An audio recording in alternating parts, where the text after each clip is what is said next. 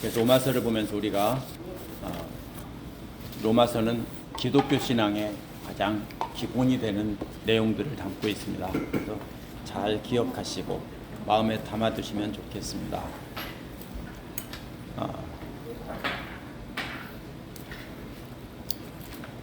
항상 편지를 볼 때는 왜 썼는지를 잊어버리면 안 된다고 했죠. 왜 썼다고 했습니까? 처음에 사도행전 2장에 나온 오순절 마가다락방의 성령 강림 때 예수를 믿은 로마에서 온 순례객들이, 유대인들이 돌아가서 그곳에서 교회를 세웠다라고 하는 것이 대부분 이렇게 생각하는 겁니다. 정확한 건 아무도 모릅니다. 로마 교회가 어떻게 생겼는지는요. 근데 그때 어쨌든 중요한 것은 처음에는 유대인들만, 로마에 있는 유대인들만 이렇게 교회를 세웠습니다. 그런데 거기에 이방인들도 들어와서 예수를 믿게 되고, 그러면서 나중에 로마 황제, 클라우디우스 황제 때 유대인들은 다 나가라고 쫓아내버립니다.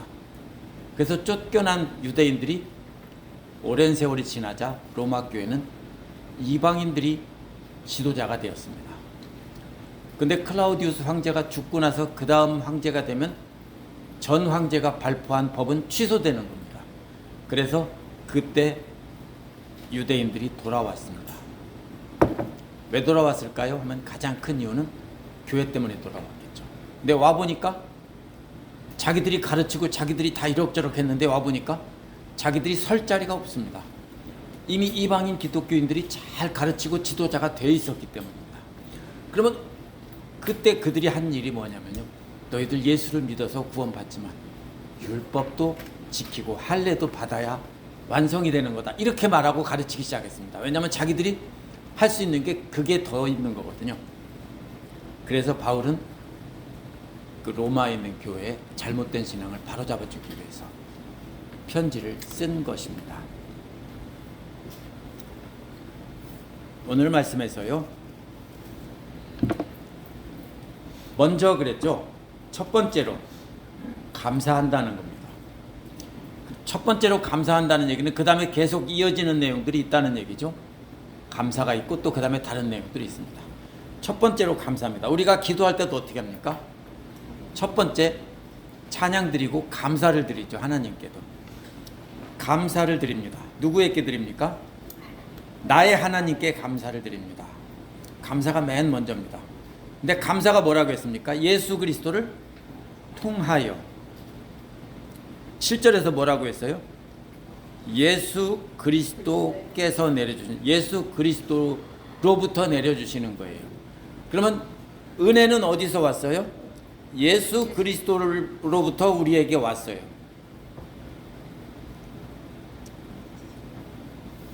네, 감사를 전하는 통로가 7절에서는 그리스도로부터, 그리스도께 이제 그리스도께서 내려주시는 은혜와 평화 그랬죠. 7절에서. 근데 여기서는 거꾸로 7절에서는 그리스도를 통해서 성도들에게 내려온 거예요. 근데 8절을 통하여는 그리스도를 통하여 아버지 하나님께 감사를 드린다는 거예요. 방향이 서로 반대예요. 그래서 감사를 그리스도를 통해 드리는 거예요. 그래서 우리가 기도할 때 뭐라고 그래요? 예수님 이름으로 기도합니다 라고 하는 것이 예수 그리스도를 통하여 하나님께 아뢰는 겁니다. 은혜가 그리스도로부터 왔다면 감사도 그리스도를 통해 전달해야 되죠. 혹시 이런 거 있어요? 어떤 사람이 선물을 줬는데 감사는 딴 사람한테 하는 법이 있어요? 그런 게 어디 있어요? 그렇죠? 선물이 그리스도로 왔다면 감사도 그리스도를 통해서 드려야 되는 것입니다. 뭘 감사드렸습니까? 여러분 모두에 관한 겁니다. 여러분 모두에 관한 것이 뭐예요? 여기서 여러분 모두의 믿음에 대한 소문이 그랬는데요, 여러분 모두에 대해서 여러분의 믿음이 온 세상에 퍼지고 있다라고 했습니다. 온 세상은요, 코스모스입니다. 올 코스모스입니다. 이게 뭘까요? 지중해 연안에 있는 그 당시 로마 제국 전체를 말해요. 그 당시에는 오늘날 지구 전체가 아니고요. 그래서 지중해라는 바다가 가운데 끼고 있었기 때문에 아프리카에서부터 아시아, 유럽 이렇게 세계 대륙에 있는 그 연안에 있는 모든 것이 하나로 통일됐어요. 그걸 통일한 사람은 알렉산더고요. 그 로마 제국 이전에도 페니키아가 다스렸어요. 그 지역을 배를 타고 다니면서 페니키아가 다스렸고 오랫동안 이 배로 왔다 갔다 하다 보니까 이게 그렇게 된 거예요. 사람들이 흔히 실수하는 게 뭐냐면요, 아프리카 북쪽을 아프리카인 줄 알아요. 거기는 아프리카가 아니에요. 예를 들면 알제리라든가 이집트라든가 리비아는 대륙은 아프리카에 속해 있지만 그 해안에 있는 그 땅 빼놓고 그 밑으로는 뭐가 있냐면 사하라 사막이 크게 있어요. 그리고 그 아래에는 이제 흑인들이 사는 진짜 아프리카가 있는 거예요. 그럼 지금 모로코나 이런 데를 가면 어떻게 생겼어요? 유럽하고 똑같아요. 언제부터요? 2000년 전, 3000년 전부터 유럽하고 똑같아요. 왜? 페니키아, 그리스 그 이전부터 계속 배를 타고 왔다 갔다 했어요. 그 전체가 뭐냐면 코스모스예요. 거기가. 여기에서는. 그래서 로마 성도들의 믿음에 대한 소문이 로마 제국 전체에 다 퍼졌다, 이런 뜻입니다. 그래서 감사한다는 겁니다. 얼마나 이들이 믿음이 훌륭했으면 로마 제국 전체에 다 퍼졌다. 그래서 감사한다는 거예요.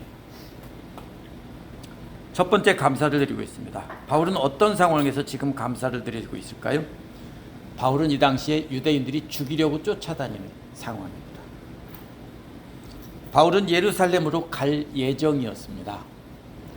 근데 예루살렘이 어떻게 되냐면 바울을 죽이려고 하는 사람들이 가득한 곳이 예루살렘입니다. 사람들은 가지 말라고 하는데 바울은 거기로 가려고 하죠. 왜요? 이방 사람들에게 재물을 거두어서 예루살렘에 있는 그 복음 전하는 자들에게, 그들이 가뭄을 당해서 어려움을 겪고 있으니까 그것을 들고 가서 줌으로써 이방인 기독교인과 유대인 기독교인들을 하나로 화해시키려고 하는 거예요. 근데 가면 그곳에 있는 열성적인 유대인들이 바울을 죽이려고 하고, 오기만 해봐라 죽인다, 이런 상황이에요. 그런데도 바울은 그곳에 가겠다고 했어요. 바울이 감사를 드리는 상황은 이렇게 죽이려는 사람이 가득하고 죽을 곳으로 가려고 하는 상황에서 감사를 드리고 있는 거예요. 무슨 얘기예요? 나는 지금 죽을지도 모르는데 너희들 믿음 때문에, 너희들 믿음에 대한 소문이 쫙 퍼졌으니까 그게 너무 감사하다. 그래서 그리스도를 통해서 우리 하나님께 감사를 드리고 있다, 이런 뜻입니다. 따라서 바울의 감사는 이 땅의 환경에서 오는 것이 아니고 예수 그리스도와의 교제에서 오는 풍성함 때문에 드리는 겁니다. 오늘날 우리도 마찬가지입니다. 우리의 형편이 좋아서 감사한다면, 좋은 일 있을 때는 감사하지만 좋은 일도 조금 지나면 별거 아니에요. 그렇죠? 로또가 당첨되면 계속 좋을까요? 대부분 사람들이 그 돈이 떨어지기도 전에 조금 지나면 별로 재미없어요. 그러다 보니까 막 그거 가지고서 별걸 다 해보려고 하는데 그 즐거움을 다시 찾으려고 하는데 못 찾죠. 도박장에 왜 갑니까? 한번 왕창 따본 경험이 있으니까 가겠죠. 그 짜릿한 기분 또 느낄 줄 알고 계속 가는 겁니다. 이게요, 우리가 이 땅의 환경이 아무리 좋아도 그게 계속 감사가 나올 수 없습니다. 남들 보기에 저 사람은 참 좋겠다. 애들도 똑똑해서 다 잘 되고, 남편도 잘났고, 잘생겼고, 돈도 잘 벌어다 주고, 모든 거 다 가졌다. 그러면 행복할까요? 아니에요. 이런 환경 때문에 행복하고 감사하는 게 아니라 예수 그리스도와의 교제 때문에 바울은 감사하는 거예요. 우리도 똑같아요. 예수님과의 신령한 교제 때문에 우리가 감사가 나오는 것이지 우리 환경이 좋아서 감사가 나오는 게 아닙니다. 감사의 이유를 9절에서 설명합니다. 뭐라고 말하고 있냐면요. 하나님이 나의 증인이다. 이것이 첫 번째 나오는 말입니다. 9절에서 왜 9절에서 이게 하나님이 나의 증인이다 어디가 있나요? 예. 내 마음속을 알고 계십니다. 그랬네요. 하나님이 나의 증인이십니다. 근데 하나님이 뭐라고 했습니까? 내가 섬기는 하나님이라고 했습니다. 섬기는 하나님. 섬기는 게 뭐냐면요. 이 말은 원래 레위인들이 성전에서 하나님께 제사를 드릴 때 옆에서 심부름하는 사람들이 레위인들입니다. 찬양을 하고 어떤 기구 같은 걸 운반하고 옆에서 제사장을 도와주는 사람들이 레위인들입니다. 그게 섬기는 겁니다. 그러면 바울이 여기서 무슨 얘기를 하고 있습니까? 내가 섬기는 하나님. 이제 그런데 뭐라고 했냐면요. 충심으로 그랬죠. 밑에 보세요. 영으로 그랬죠. 충심으로라는 말은 나의 영 안에서 이런 말입니다. 영의 반대가 뭡니까? 육. 좀 전에 뭐라고 하셨어요? 영 말고요? 육회로. 육회요? 영의 반대는 육입니다. 이게 무슨 뜻일까요? 육이라는 말은 유대교의 할례와 율법을 뜻하는 거예요. 이건 그 반대예요. 내가 내 영으로 충심으로라고 번역한 이 말은요. 아이고 제가 안 껐습니다 오늘. 네, 정말.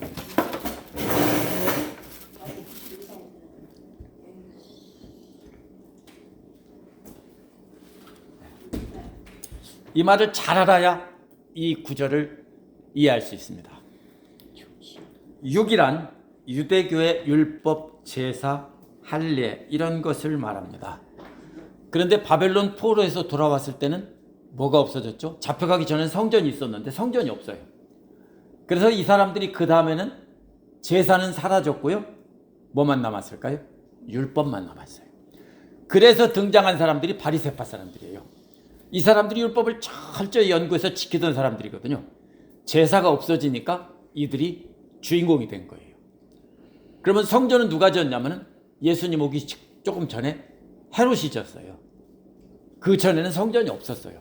그렇지만 성전이 있었지만 제사장보다 더 막강한 권한을 갖고 있는 사람들은 그냥 평범한 바리새파 사람들이에요. 왜 예수님이 계속 바리새파 사람들 얘기하냐면요. 그 사람들이 이스라엘을 꽉 지배하고 있었어요. 뭘로요? 율법으로. 제사장은 사실 허수아비예요. 그 사람들은 바리새파가 아니고 사두개파거든요. 근데 그 사람들은 실권이 없는 사람들이에요. 예수님 당시 성전이 다시 생겨나긴 했지만 그렇다고 율법 중심으로 이제 완전히 바뀌어져 있는 그런 이스라엘의 상황을 뒤집을 수는 없었어요. 그래서 가장 큰 권력은 바리새파 사람들이 갖고 있었어요. 근데 바리새파 사람들은 제사장도 아니고 높은 사람도 아니고 일반 평신도들이에요. 평신도들이 율법을 철저히 지켜서 하나님 나라를 회복하자고 하던 사람들이에요.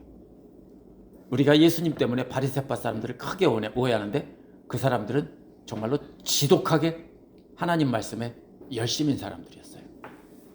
그럼 여기서 육이라는 말은 바로 그거예요. 율법이에요. 제사는 약해져 있었기 때문에 율법이에요. 그럼 영으로라는 말은 뭐예요?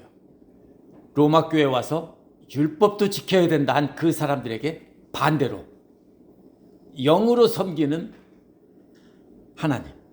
내가 영으로 섬기는 하나님. 그래서 섬긴다는 말이 제사라고 그랬죠. 근데 제사가 없죠. 그러니까 바울은 육으로 섬기는 게 아니라 영으로 내가 섬긴다는 겁니다. 그래서 영 안에서 이걸 충심으로라고 번역하면 안 돼요. 이 말은 내가 영 안에서 영으로 영 안에서 이렇게 해야 돼요. 충심으로 열심히 섬긴다는 뜻이 절대로 아니에요. 제사가 아닌 예수 그리스도를 믿음으로 섬긴다는 뜻이에요.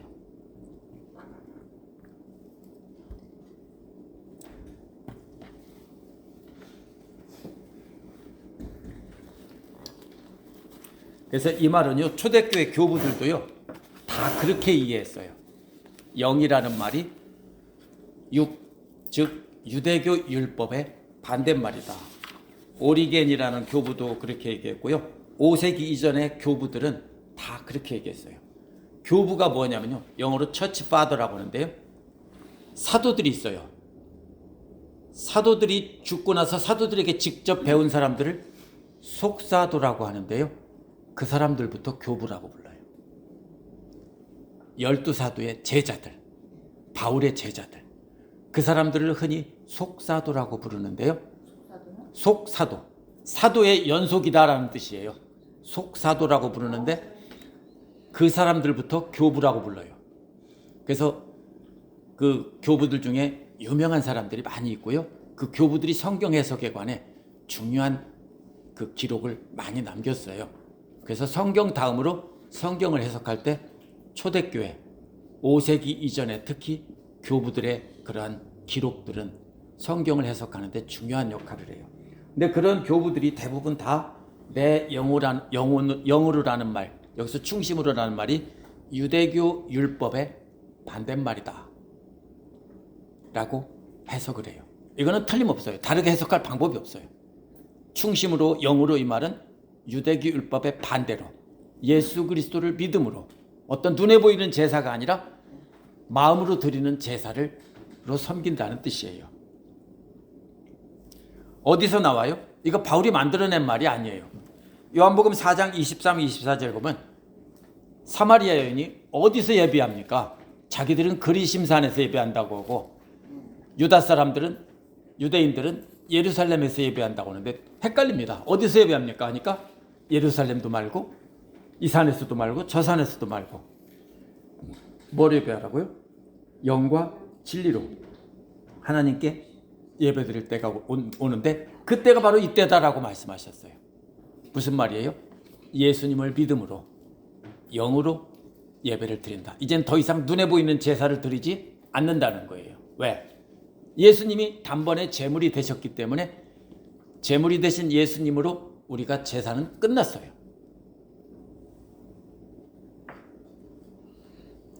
오늘날 어떤 정신 나간 사람들이 유대교 제사를 그렇게 흉내내서 이렇게 드려보면서 성경을 재현한다라고 하는데 좋아요. 어디까지 좋으냐면요, 그것이 어떤 성경의 장면을 이해를 돕기 위해서 그걸 한다면 좋습니다. 그러나 그거를 하나님께 드린다고 하면 그거는 미친 짓입니다. 왜요? 이제 드리면 안 돼요. 왜요? 예수님으로 대체됐어요. 십자가에 달리신 예수님으로 대체됐기 때문에 더 이상 제사를 드리면 안 되는 거예요. 그래서 영으로 드리는 겁니다.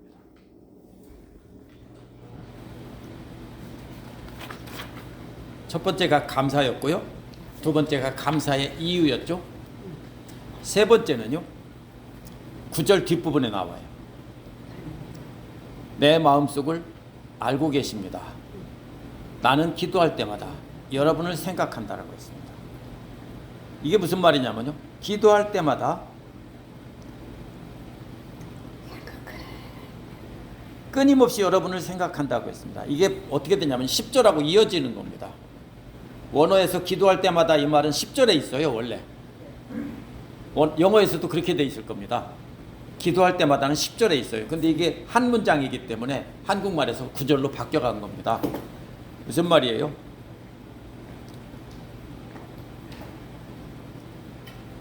기도할 때마다는 언제일까요? 유대인들은 전통적으로 하루에 3번 기도를 했어요. 그때를 말하는 거예요. 항상 너희들을 기억하는 것을 쉬지 않는다는 거예요. 그러면 24시간 계속 기억한다는 뜻이 아니에요. 기도할 때마다 계속 여러분을 생각한다는 거예요. 언제 그렇게 할까요? 사랑하는 연인이 있으면, 연애할 때 어떻게 합니까? 헤어져 있지만 계속 생각하겠죠? 빨리 일 끝나고 가서 만나고 싶다, 보고 싶다 이러겠죠? 이것이 계속해서 끊임없이 생각하는 겁니다. 근데 바울은 로마 교회 성도들을 그렇게 계속 생각하며 기도하고 있다는 겁니다.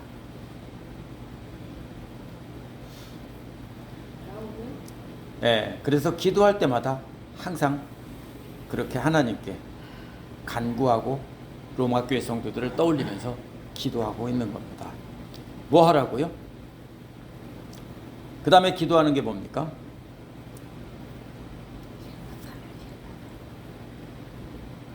여기 보면은 하나님의 뜻으로 여러분에게 갈 수 있는 좋은 길이 열리기를 간구하고 있습니다. 바울은 로마에 가기를 간구하고 있어요. 그런데 자기 생각으로 가면 벌써 갔어요. 근데 어디가 먼저예요? 예루살렘이 먼저예요. 왜냐하면 예루살렘은 유대인 그리스도인들과 이방인 그리스도인들을 하나 되게 하는 겁니다. 이 시점은 이미 한참 지났을 때인데도요, 하나가 안 됐어요. 예수님이 뭐라고 그랬어요? 모든 이방 사람들에게 복음을 전하라고 했어요. 제자들이 들었냐면 안 들었어요.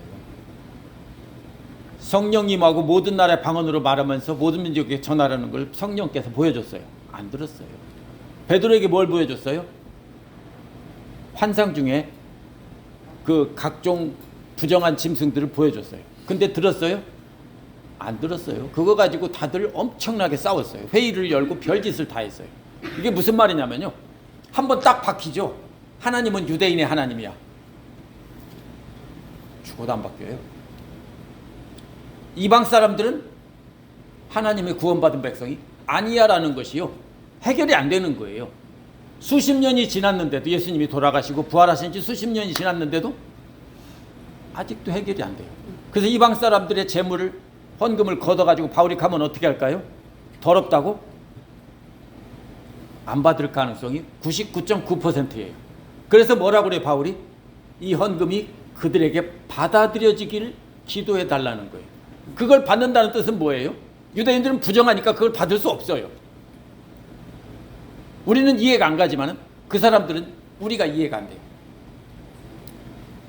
이 사람 유대주의에 쪄들어 있는 이 사람들은요, 이방의 부정한 것과 하나님을 믿는 것을 섞을 수가 없어요. 그러니까 그걸 가지고 아무리 얘기하고 예수님이 얘기하고 성령님이 보여주고 다 했어도 안 들어요. 들었을까요? 유대인들? 바울은 들었는데요, 대부분은 끝까지 안 듣다가 결국은 다 어떻게 했냐면요, 기독교 교회를 떠났어요. 모두 다. 그래서 히브리서가 뭐예요? 바로 베드로 전서 같은 게 바로 뭐냐면요, 떠나는 그 사람들에게 쓴 편지가 히브리서고 베드로 전서예요. 전번에 공부했던. 근데 그때는 이미 다 떠나고 있는 중이었고, 결국은 1세기가 지나가자 다 떠납니다. 그리고 누구만 남습니까? 이방 사람만 남습니다. 끝까지 이들은 안 바뀌어요. 오늘날도 안 바뀌죠. 있어요, 오늘날. 메시아닉 주라고 불러요. 유대인 중에서 예수님을 믿는 사람들이 있어요, 지금요. 아주 적은 사람들이 있어요. 그렇지만 이게 생각이 안 바뀌어요. 우리는 나쁜 놈들 그러지만요, 우리도 똑같아요. 우리들의 생각으로 고정된 생각을 가지고 우리의 전통적인 무속신앙, 이게 안 바뀌어요. 예수 믿는다고 바뀌냐? 안 바뀌어요, 대부분이. 그대로 자기 고집대로 믿으면서 자기 방식대로 믿어요.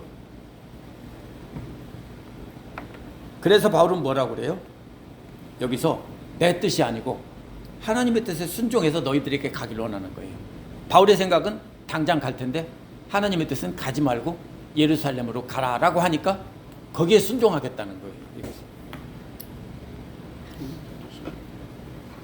그래서 좋은 길이 열리도록 기도하고 있다는 거예요. 보고 싶다는 거예요. 여기서 핵심은 뭐예요? 쉬지 않고 기도하고 있다는 거예요. 기도의 내용이죠.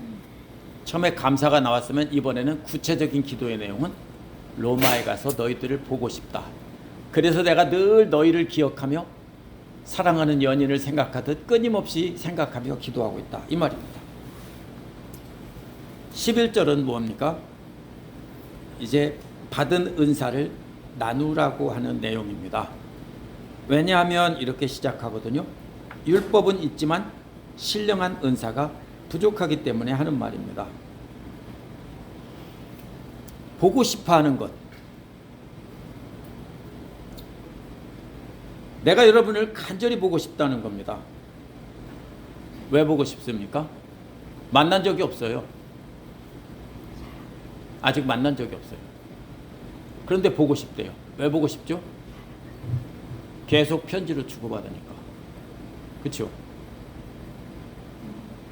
계속 옛날 사람들은 이해를 못해요. 근데 요즘의 젊은이들은요, 인터넷으로 카톡이나 이런 채팅이나 메시지로 주고받은 사람도 사랑한대요.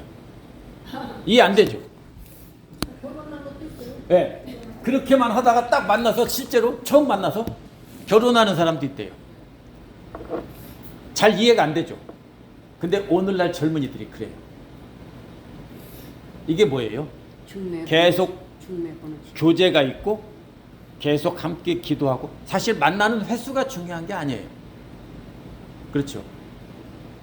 자주 안 만났어도 늘 마음에 품고 기도하고 또 이렇게 연락을 주고받으면서 이러고 있다면 그것은 깊은 관계가 될 수 있고요. 그래서 보고 싶다라고.